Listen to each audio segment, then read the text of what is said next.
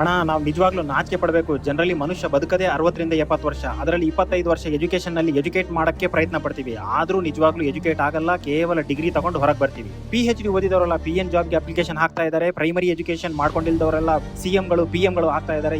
20 ಲಕ್ಷ ಜನ ಕಾಂಪೀಟ್ ಮಾಡುವ 20,000 ಜಾಬ್ ತಗೊಳ್ಳೋದಕ್ಕೋಸ್ಕರ ವಿಲ ಓದ್ದಾಡ್ತಾ ಇದೀವಿ. 30 ವರ್ಷ ದಾಟಿ ಮುದುಕರಾಗ್ತಾ ಇದ್ರು ಮಿನಿಮಮ್ ಅರ್ನ್ ಮಾಡಕ್ಕಾಗದೆ ಅಪ್ಪ ಅಮ್ಮರ ಮೇಲೆ ಡಿಪೆಂಡ್ ಆಗ್ತಾ ಇದೀವಿ. ಅದಕ್ಕೆ ನಾಚಿಕೆ ಪಡಬೇಕು. ನಿನ್ನ ಅಕ್ಕಪಕ್ಕದ ಪರಿಸ್ಥಿತಿಗಳನ್ನು ನಿಂದೆ ಮಾಡ್ತಾ ಅವರ ಮೇಲೆ ಬೆರಳೆತ್ತಿ ತೋರಿಸ್ತಾ ಒಬ್ರು ಬೆಳಿತಾ ಇದ್ದಾರೆ ಅಂತ ಅಳ್ತಾ ಕುಳ್ಳು ಕುತಂತ್ರ ಸ್ವಾರ್ಥ ಅಸೂಯಿಂದ ಅವರನ್ನು ವಂಚನೆ ಮಾಡ್ತಾ ಅವರನ್ನು ಮೋಸ ಮಾಡ್ತಾ ಬದುಕಬೇಕಂದ್ರೆ ನಾವು ನಾಚಿಕೆ ಪಡ್ಬೇಕಣ. ನಿನಗೆ ನಿಜವಾಗ್ಲೂ ದಮ್ಮು ಧೈರ್ಯ ಇದ್ರೆ ಚೇಂಜ್ ಮಾಡಕ್ಕಾಗದ ಪರಿಸ್ಥಿತಿಗಳಲ್ಲದೆ ಚೇಂಜ್ ಮಾಡಬಲ್ಲ ನಿನ್ನ ಬಗ್ಗೆ ಒಂದು ಕ್ಷಣ ಯೋಚನೆ ಮಾಡೋಣ. ನಿನ್ನ ಸೀಟ್ ನಲ್ಲಿ ನಿಜವಾಗ್ಲೂ ದಮ್ಮಿದ್ರೆ ಯಾವನೋ ಬೆಳಿತಾ ಇದ್ದಾನೆ ಅಂತ ಅಳದು ಬಿಟ್ಟು ನಿನ್ನ ಟ್ಯಾಲೆಂಟ್ ಏನು ಅಂತ ವರ್ಕ್ ಮಾಡಿ ತೋರ್ಸೋಣ. ಯಾಕೆಂದ್ರೆ ಚೇಂಜ್ ಆಗ್ಬೇಕಾಗಿರೋದು ನಿನ್ನ ಅಕ್ಕಪಕ್ಕದ ಪರಿಸ್ಥಿತಿಗಳಲ್ಲ, ಚೇಂಜ್ ಆಗ್ಬೇಕಾಗಿರೋದು ನೀನು. ಯಾಕೆಂದ್ರೆ ಮೊದಲು ನೀನ್ ಚೇಂಜ್ ಆದ್ರೆ ಇಡೀ ಜಗತ್ತೇ ಚೇಂಜ್ ಆಗುತ್ತೆ.